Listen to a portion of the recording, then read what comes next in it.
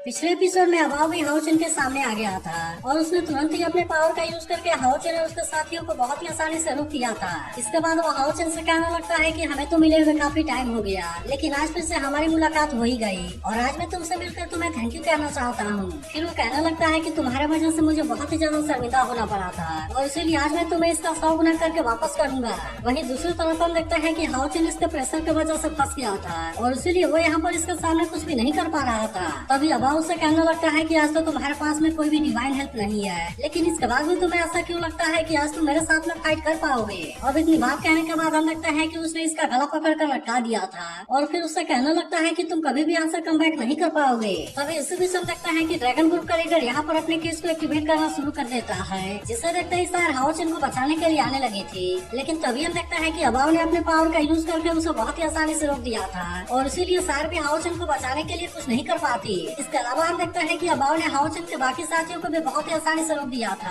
और इसीलिए वे भी इसके ऐसे पावर के वजह से कुछ भी नहीं कर पा रहे थे। तभी हम देखता है कि सेंट्रल 11 भी हाउचन को बचाने के लिए काफी परेशान होने लगा था, लेकिन असल में वो भी अभाव के पावर की वजह से कुछ भी नहीं कर पा रहा था। इसके बाद हम देखता है कि वे किसी तरह से अभाव के पावर से खुद को आजाद करा लेते हैं, लेकिन असल में वे इसके वजह से बहुत ही जख्मी हो गए थे। तभी हम देखते हैं कि अभाव के एक आदमी ने टियानचिंग के ऊपर अटैक कर दिया था और वहीं अभाव हाउचन से कहने लगता है कि मैंने यह केज स्पेशली तुम्हारे लिए तैयार किया है, क्योंकि मेरे ड्रैगन ब्लड प्रिजन में तुम कुछ भी नहीं कर पाओगे और यहाँ पर तुम्हारी सारी स्पेशल पावर मेरे ताकत में कन्वर्ट हो जाएगी। फिर वो इसका मजाक उड़ाते हुए कहने लगता है कि तुम तो केवल लेवल 6 में हो और इसीलिए तुम मेरा सामना करने के लिए कुछ भी नहीं कर पाओगे। अब इतनी बात कहने के बाद हम देखते हैं कि उसने हाउचन को यहाँ पर बहुत ही आसानी से कैद कर लिया था, जहाँ पर उसकी सारी स्पिरिचुअल एनर्जी उसके बॉडी के अंदर से बाहर जाने लगती है और अब इसीलिए इसके बारे में जानकर हाउचन भी काफी परेशान हो गया था। लेकिन अभी भी हम देखते हैं कि वो इसके सामने कुछ भी नहीं कर पा रहा था और इसीलिए इससे देख सायद को भी हाउचन के बारे में चिंता होने लगती है। तभी हम देखते हैं कि अब हाउचन से अपना बदला लेने के लिए रेडी हो गया था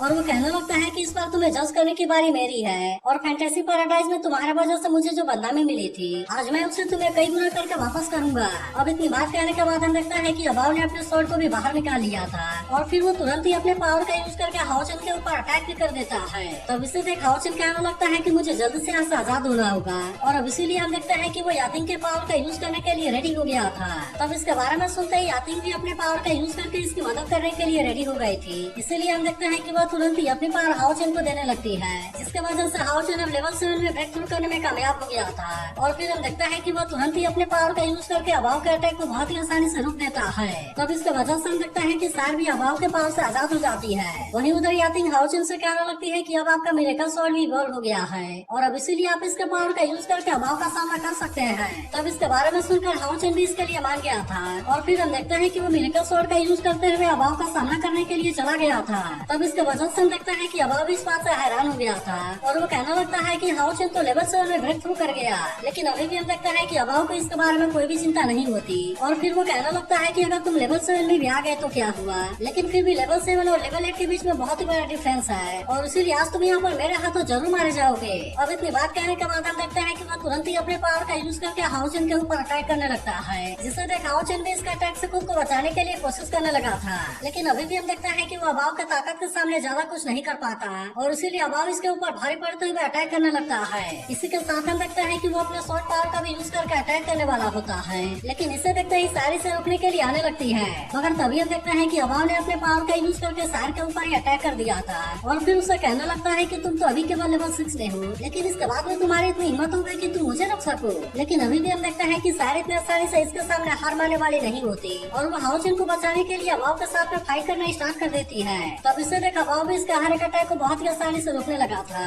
और उसी के साथ वो अपने पावर का यूज करके इसके ऊपर अटैक भी करने लगता है। लेकिन तभी हम देखता है कि हाउचन ने आकर उसे बचा लिया था और फिर वो सार से कहता है कि तुम इसका सामना करने के लिए रेडी हो जाओ। जिसके बाद हम देखते हैं कि इसकी बात सुनकर सार भी इसके लिए पूरी तरह से रेडी हो गई थी और फिर हम देखते हैं कि वे एक साथ मिलकर अभाव का सामना करने के लिए जाने लगे थे। मगर तभी हम देखते हैं कि अभाव भी इनका सामना करने के लिए रेडी था और इसीलिए वो भी तुरंत अपने पावर का यूज करके इनके ऊपर अटैक करना स्टार्ट कर देता है। लेकिन अभी भी हम देखते हैं कि सायर और हाउचन इतने आसानी से इसके सामने हार मानने वाले नहीं होते और वे अभी भी अपने पावर का यूज करके अभाव को रोकने के लिए कोशिश कर रहे होते हैं। तभी इसी बीच हम देखते हैं कि हाउचन को अपने पावर को एक्टिवेट करने का टाइम मिल गया था और इसीलिए वो यहाँ अभाव के ऊपर अटैक करने के लिए अपने टियान 3 फाइनल के पावर को एक्टिवेट कर लेता है। लेकिन वही दूसरी तरफ हम देखते हैं कि सायर अकेले ही अभाव के साथ में फाइट कर रही थी ताकि सरस से वो इसे यहाँ पर कुछ देर के लिए रोक सके और वही हाउचन अपने पावर को एक्टिवेट करके अभाव के ऊपर अटैक कर दे। लेकिन तभी हम देखते हैं कि अभाव को भी इनके चालाकी के बारे में पता चल गया था और इसीलिए वो भी अपने पावर का यूज करके इनके अटैक को रोकने के लिए रेडी हो जाता है। फिर हम देखते हैं कि वो भी अपने ब्लड शैडो फ्लेम का यूज करके हाओचन के ऊपर अटैक करने के लिए जाने लगा था, जिससे देख हाओचन भी ग्लोरी सन जजमेंट के पावर का यूज करके इसके ऊपर अटैक कर देता है। लेकिन अभी भी हम देखते हैं कि अभाव को इस बात से कोई भी डर नहीं होता और वो तुरंत ही अपने पावर का यूज करके इसके अटैक को बहुत ही आसानी से रोक देता है। इसके अलावा हम देखते हैं कि हाओचन भी इसके अटैक को रोकने के लिए ज्यादा कुछ नहीं कर पाता और इसीलिए वो इसके अटैक से यहाँ पर जख्मी हो गया था। लेकिन तभी हम देखते हैं कि अभाव इसे संभालने के लिए भी कोई मौका नहीं देता और वो फिर से इसके ऊपर अटैक करते हुए कहता है कि तुम अपने फुल पावर का भी यूज करके मेरा कुछ नहीं कर पाओगे, क्योंकि इस तरह से तुम मेरे ड्रैगन ब्लड विजन में केवल एक छोटा सा क्रैक ओपन कर पाओगे। अब इतनी बात कहने के बाद हम देखते हैं कि अभाव ने इसका गला पकड़ कर लटका दिया था और फिर हम देखते हैं कि वो अपने पावर का यूज करके इसके ऊपर अटैक करने वाला होता है। लेकिन तभी इस विषय में पता चलता है कि शायर ने प्रिंसेस सुई को अपने कब्जे में ले लिया है और इसीलिए प्रिंसेस सुई तुरंत ही अभाव से रुक जाने के लिए कहती है। इसके बाद शायर अभाव को धमकी देने लगती है कि तुम हाओचन को जाने दो, नहीं तो मैं इसे मार दूंगी। तब इसके बाद सुनते ही अभाव का एक आदमी इसके ऊपर अटैक करने के लिए आने लगा था, जिसे देखते ही शायर फिर से प्रिंसेस सुई को मारने के लिए धमकी देने लगती है। तब इसके वजह से हम देखते हैं कि अभाव इसके ऊपर और भी ज्यादा गुस्सा होने लगता है और फिर वो कहने लगता है कि तुम्हारी इतनी हिम्मत हो गई कि तुम मुझे धमकी दे सको। लेकिन अभी भी हम देखते हैं कि शायर को किसी बात से डर नहीं था और इसीलिए वो फिर से प्रिंसेस सुई के गर्दन के ऊपर कट लगाने लगती है। तब इसके वजह से हम देखते हैं कि आखिरकार अभाव को इसकी बात माननी पड़ती है, इसीलिए उसने हाओचन को छोड़ दिया था और फिर हम देखते हैं कि वो अपने पावर का यूज करके अपने केस को भी ओपन कर देता है। इसके बाद शायर अभाव से कहती है कि तुम अपने लोगों को यहाँ से जाने के लिए बोलो। लेकिन वहीं हम देखते हैं कि ड्रैगन ग्रुप का लीडर इस बात से काफी परेशान हो गया था और वो कहने लगता है कि हम इनको इतने आसानी से यहाँ से नहीं जाने दे सकते। लेकिन तभी हम देखते हैं कि अभाव ने अपने पावर का यूज करके उसे शांत करा दिया था और फिर वो अपने सभी लोगों से कहता है कि तुम यहाँ से चले जाओ। तब इसके बात सुनकर आखिरकार वे भी इसकी बात मानने के लिए रेडी हो गए थे और फिर हम देखते हैं कि वे तुरंत यहाँ से चले जाते हैं। लेकिन तभी इसी बीच हम देखते हैं कि शायर के बॉडी में कोई अजीब सी पावर एक्टिवेट होने लगी थी, जिससे देखते ही हाओचन भी अपने सभी लोगों से कहता है कि तुम जल्दी से यहाँ से चले जाओ और फिर हम देखते हैं कि वो शायर की तरफ जाने लगा था। लेकिन तभी अचानक से हम देखते हैं कि शायर के चारों तरफ कोई पावर एक्टिवेट हो जाती है, जिसे देखते ही अभाव समझ आता है कि यह तो गॉड अवेकनिंग है। अब इसके बारे में पता चलता है वह तुरंत ही शायर को रोकने के लिए जाने लगा था। लेकिन तभी हम देखते हैं कि हाओचन भी शायर को बचाने के लिए रेडी हो गया था और इसीलिए वो अभाव को शायर के नजदीक में भी नहीं जाने देता। तभी इसके कुछ देर के बाद हम देखते हैं कि शायर की आंखें खुलती है और वो अपने सामने के नजारे को देखते ही हैरान होते हुए कहते हैं कि ये कौन सी जगह है। तभी उसको पता चलता है कि हाओचन अभी भी अभाव के साथ में फाइट कर रहा है और इसीलिए वो हाओचन को बचाने के लिए अभाव के ऊपर अटैक करने आती है। लेकिन हम देखते हैं कि वो सीधी इनके आर पार निकल गई थी और इसी वजह से शायर को कुछ देर के लिए समझ में नहीं आता कि अचानक से उसके साथ में क्या हो गया। मगर तभी से भी उसे अपने सामने अपनी बॉडी नजर आती है और इसीलिए हम देखते हैं कि उसे इसके बारे में कुछ समझ में आने लगा था। मगर तभी हम देखते हैं कि अभाव हाओचन के ऊपर अटैक करने वाला था, इसीलिए शायर उसे बचाने के लिए खुद को उसके सामने कर देती है। लेकिन हम देखते हैं कि अभाव का अटैक सीधे उसके आर पार हो गया था। तभी इसी बीच हम देखते हैं कि अभाव फिर से शायर के ऊपर अटैक करने के लिए रेडी हो गया था और वो कहता है कि मैं उसे इतनी आसानी से अवेकन नहीं होने दूंगा। लेकिन इसके बाद भी हम देखते हैं कि हाओचन शायर को कुछ भी नहीं होने देना चाहता था और इसीलिए वो इसे बचाने के लिए खुद को इसका अटैक के सामने कर देता है। इसके बाद वो शायर से कहता है कि तुम किसी भी चीज के बारे में चिंता ना करो और यहाँ पर जो भी हो रहा है तुम इसे मेरे ऊपर छोड़ दो। अब इतनी बात कहने के बाद हम देखते हैं कि वो मिथ्रल पेडिस्टल आर्मर को खुद से अलग कर लेता है और फिर हम देखते हैं कि उसने इसे शायर को बचाने के लिए लगा दिया था। लेकिन वहीं हम देखते हैं कि शायर को भी हाओचन के बारे में इतनी ही चिंता होती है और इसीलिए वो भी हाओचन से कहने की कोशिश करती है कि तुम ऐसा कुछ भी ना करो। लेकिन तभी हम देखते हैं कि शायर के सामने कोई मिस्टीरियस फिगर आ गया था जो कि शायर को सर्कुलेशन सेन के नाम से बुलाने लगता है और कहना लगता है कि तुम चिजुई गेट में एंटर करने के लिए रेडी हो जाओ। लेकिन इसी के साथ हमें पता चलता है कि उसे यहाँ पर 7 एक्सट्रीम पेन को सहना पड़ेगा, जिसके बाद ही वो डिवाइन स्प्रिंग बॉडी बन पाएगी। लेकिन इसी के साथ वो फिगर शायर से कहने लगता है कि यह चीज बहुत ही ज्यादा पेनफुल भी है और अगर तुम इसके 6 डे में फेल हो गई तब उसके बाद से तुम्हारी बॉडी और सोल पूरी तरह से डिस्ट्रॉय हो जाएगी। और अब इतनी बात कहने के बाद हम देखते हैं कि यहाँ पर उसने चिजुई गेट को भी ओपन कर दिया था। लेकिन अभी भी हम देखते हैं कि शायर को हाओचन के बारे में काफी चिंता हो रही थी और उसे था, जिसके बाद अगले सीन में हम देखते हैं कि शायर उस गेट में एंटर करने के लिए रेडी हो गई थी, जबकि वहीं उधर हाओचन भी शायर को प्रोटेक्ट करने के लिए पूरी तरह से रेडी हो गया था और हम देखते हैं कि उसे इसके बारे में कोई भी चिंता नहीं होती। तब इसे देखते ही अभाव कहने लगता है कि तुम तो केवल लेवल 7 में हो, लेकिन क्या इसके बाद भी सच में तुम्हें लगता है कि तुम मुझे रोक पाओगे।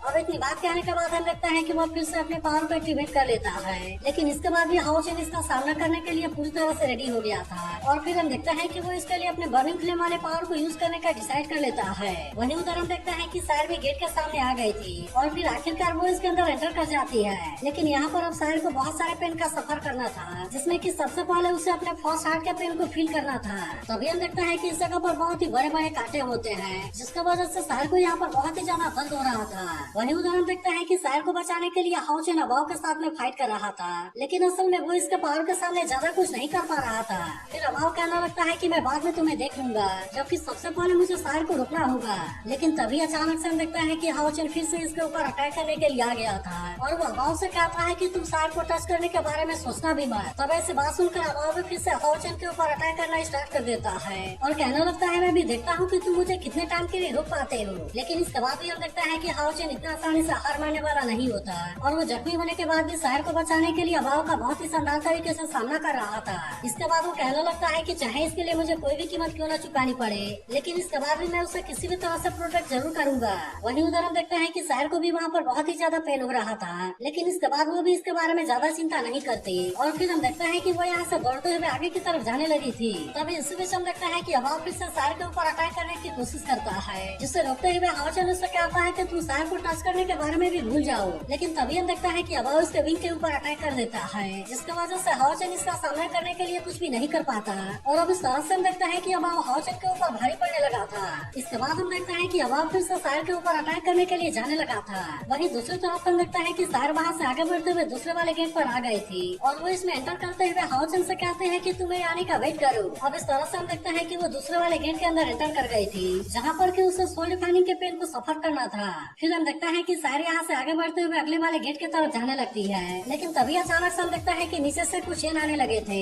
और वे धीरे धीरे शायर को पूरी तरह से जकड़ लेते हैं। लेकिन इसके बाद भी हम देखते हैं कि शायर ने खुद को बहुत ही आसानी से आजाद करा लिया था, और अब इस तरह से वो अगले वाले गेट के अंदर भी एंटर कर जाती है। वहीं दूसरी तरफ हम देखते हैं कि अबाव हाउ चेन के ऊपर अटैक करने के लिए आया हुआ था, लेकिन फिर भी हाउ चेन अपने डिवाइस सील का यूज करके उसे रोकने के लिए आ गया था। मगर तभी हम देखते हैं कि अबाव इसे भी बहुत ही आसानी से तोड़ देता है, लेकिन इसके बाद भी हाउ चेन उससे शायर के नजदीक में नहीं जाने देता, और वो अबाव से कहता है कि मेरे होते हुए तुम शायर को टच भी नहीं कर पाओगे। तब ऐसी बात सुनकर अबाव हाउ चेन से कहता है अगर ऐसा है तो सबसे पहले तुम ही मरोगे। और अब इतनी बात कहने के बाद हम देखते हैं कि वो इसके ऊपर अटैक करके उसे नीचे गिरा देता है। वहीं दूसरी तरफ हम देखते हैं कि बहुत सारे साइड शायर को आगे बढ़ने से रोकने लगे थे, लेकिन इसके बाद में हम देखते हैं कि उसे सबसे ज्यादा हाउ चेन के बारे में ही चिंता होती है, और इसीलिए वो कहते हैं कि हाउ चेन तुम मेरे आने का वेट करो। लेकिन वहीं हम देखते हैं कि अब हाउ चेन के ऊपर भारी पड़ने लगा था, और वो लगातार इसके ऊपर अटैक करना स्टार्ट कर देता है। इसी के साथ वो कहने लगता है कि मैं इसी तरह से तुम्हें मार दूंगा, और फिर मैं भी देखता हूँ कि तुम्हें बचाने के लिए यहाँ पर कौन आता है। तभी हम देखता है कि हाउ चेन इसके अटैक को रोकने के लिए कोशिश करता है, लेकिन असल में वो इसके सामने कुछ भी नहीं कर पाता। वहीं दूसरी तरफ हम देखता है कि शायर ने भी किसी तरह से खुद को आजाद करा लिया था, और अब इस तरह से वो फिर से आगे बढ़ते हुए अगले गेट की तरफ जाने लगी थी। लेकिन वहीं इधर हम देखता है कि अबाव अभी भी हाउ चेन के ऊपर लगातार अटैक कर रहा होता है, और वो कहने लगता है कि तुम्हारे वजह से फैंटेसी पैराडाइज में मेरी जितनी ज्यादा बेइज्जती हुई थी, आज मैं उस सारे बेइज्जती को खत्म कर दूंगा। वहीं उधर हम देखते हैं कि शायर को भी हाउ चेन के बारे में काफी चिंता होती है, और इसीलिए वो भी हर एक गेट को पास करते हुए आगे की तरफ जाने लगी थी। तभी हम देखता है कि शायर हाउ चेन को ऐसे कंडीशन में देख काफी उदास हो जाती है, और अब इसीलिए वो गुस्से में अगले गेट को पास करते हुए 7 इमोशन वाले गेट के अंदर आ गई थी। अब इस तरह से हम देखते हैं कि यहाँ पर उसे ब्रोकन लव वाले पेन का फील होने वाला था, ताकि इस तरह से वो बिना किसी डिजायर वाले एक स्ट्रॉन्ग हार्ट को गेन कर सके। तभी हम देखते हैं कि यहाँ पर उसके सामने बहुत सारे फोटोग्राफ होते हैं, जिसे देखते ही शायर को हाउ चेन और बाकी लोगों के साथ में बिताए हुए पल याद आने लगे थे, और इसी के साथ हम देखते हैं कि वे फोटोग्राफ यहाँ से एक एक करके गायब होने लगते हैं। इसके अलावा हम देखते हैं कि शायर को अपने मॉम के साथ में बिताए हुए पल भी याद आने लगे थे, जहाँ पर वो याद करने लगती है कि हाउ चेन ने उसके मदद से हमेशा उसे प्रोटेक्ट करने का वादा किया था, और यहाँ तक कि उसे यह भी कहा था कि वो अपनी जान की बाजी लगाकर शायर को प्रोटेक्ट करेगा। तभी हम देखते हैं कि शायर को हाउ चेन के साथ में बिताए हुए वो पल भी याद आने लगते हैं, जहाँ पर हाउ चेन ने उसे झुलाते हुए कहा था कि मैं अब से तुम्हारे सारे हैप्पीनेस और पेन को अपने साथ में भी शेयर करूंगा, और अब मैं हमेशा के लिए तुम्हारा सूरज बनूंगा। तब इसके बारे में याद करके सारी यहाँ पर बहुत ही ज्यादा इमोशनल हो जाती है, और फिर हम देखते हैं कि उसके आंखों से आंसू भी आने लगे थे। अभी आगे बढ़ने पर हम देखते हैं कि उसे बचपन वाले सीन के बारे में भी याद आने लगता है, जहाँ पर हाउ चेन ने उसे बचाने के लिए बहुत सारे डिमन के साथ में फाइट किया था, और वो उसे बचाने के लिए अपने जान की बाजी लगाने के लिए भी रेडी हो गया था। अब इन सारी चीजों के बारे में याद करके शायर और भी ज्यादा इमोशनल हो जाती है, और इसी के साथ हम देखते हैं कि उसके दोनों पैर भी बहुत ही बुरे तरीके से इंजर्ड हो गए थे। लेकिन अभी भी हम देखते हैं कि शायर इसके बारे में कोई ज्यादा चिंता नहीं करती, और फिर वो इसी तरह से आगे बढ़ते हुए इसे भी कंप्लीट कर लेती है। वहीं दूसरी तरफ हम देखते हैं कि हाउ चेन अभी भी अबाव को रोकने के लिए उसके साथ में फाइट कर रहा था, जहाँ पर कि अबाव ने उसे पीट कर बहुत ही बुरा हाल कर दिया होता है। इसके इसके बाद हम देखते हैं कि वो इसे मारने के लिए भी इसके ऊपर अटैक करने वाला होता है, लेकिन तभी इसी वक्त कोई पावर आकर उसे ऐसा करने से रोक देती है। जिसके बाद हम देखते हैं कि अबाव भी इस बात से पूरी तरह हैरान हो गया था,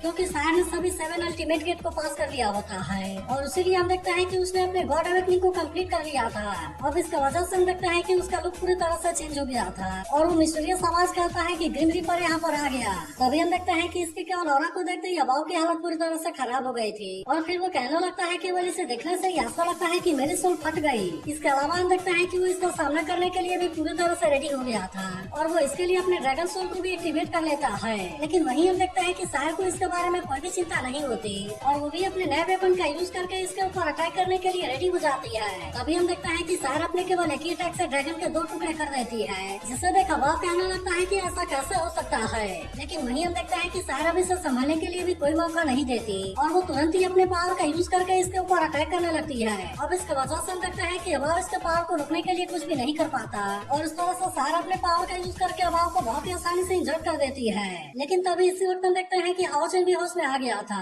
और वो भी सायर के ऐसे बदले हुए लुक को देखकर पूरी तरह से हैरान होता है। तो सायर का नया लुक आपको कैसा लगा इसके बारे में कमेंट करके जरूर बताना और अगर आप इसके अगले एपिसोड के लिए भी एक्साइटेड हो तो इस वीडियो को लाइक करके इस पर एक प्यारा सा कमेंट जरूर कर देना।